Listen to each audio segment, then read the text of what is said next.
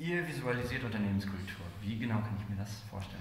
Also wir haben im Laufe der letzten Jahre festgestellt, dass es, also gerade für die Firmen, für die wir gearbeitet haben, dass da unfassbar viel Potenzial unter der Oberfläche schlummert, was in der Unternehmenskultur oder in der DNA dieser Unternehmen gespeichert ist.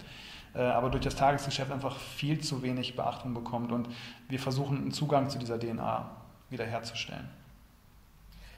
Okay, wie kann ich mir das vorstellen? Wie stellt man den Zugang zur DNA her und was sind die Vorteile davon? Die Vorteile liegen ganz klar auf der Hand, wenn man sich mal die Gallup-Studien der letzten Jahre anschaut. Also die Beziehung zwischen Mensch und Unternehmen ist auf einem grandiosen Tiefstand angekommen und wir möchten die Beziehung zwischen Mensch und Organisation oder Mensch und Unternehmen wieder festigen. Also das heißt, dass die Aufmerksamkeit vom Mensch für die Organisation wieder anwächst, aber auch, dass die Aufmerksamkeit von der Organisation oder dem Unternehmen für den Mitarbeiter, für den Einzelnen auch wieder anwächst.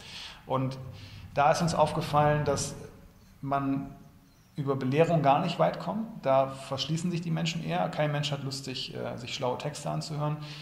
Aber wir haben selber festgestellt, dass Menschen Geschichten lieben. Und ich selber bin Cineast mit jeder Faser meines Seins. Ich liebe Geschichten und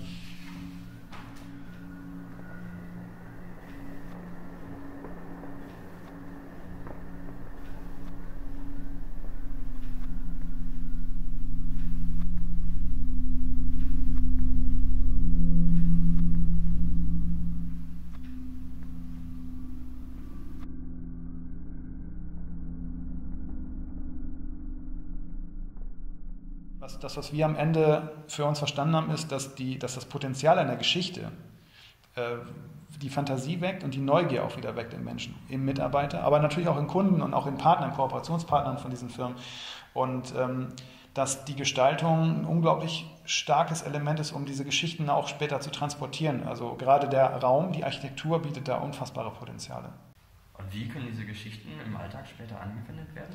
Also ich glaube, im Grunde gibt es zwei Hauptstränge. Das eine ist natürlich das Change Management. Also gerade wenn Organisationen in einer Entwicklungsphase begriffen sind und es darum geht, komplexe Inhalte ein Stück weit zu reduzieren und auch spielerische Zugänge zu diesen Veränderungsprozessen zu ermöglichen, bieten sich diese Geschichten mehr als an.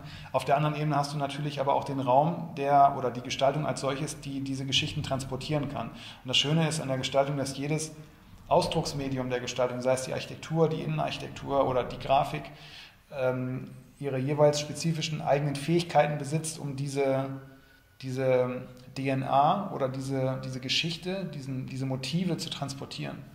Ein weiterer Vorteil dieser Narrativen oder der Geschichten ist aber auch, dass sie als Inspirationsquelle dienen und das intern wie extern. Das bedeutet, dass diese Geschichten Gedankenspiele wieder ermöglichen. Also sie bringen Erwachsene wieder zum Spielen im Geiste und schaffen dadurch Potenziale, dass neue Kooperationspartner oder bestehende Kooperationspartner das Unternehmen nochmal komplett neu verstehen für sich und auf ganz neue Ansätze kommen, was man gemeinsam machen könnte.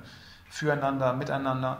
Das Gleiche gilt aber eben halt auch für Mitarbeiter. Also dass auch Mitarbeiter ihre eigene Rolle im Unternehmen vielleicht auch nochmal komplett neu verstehen und Potenziale mit einbringen können, die im Arbeitsvertrag nie aufgelistet worden sind, aber die ja vorhanden sind und im Moment einfach ungenutzt bleiben.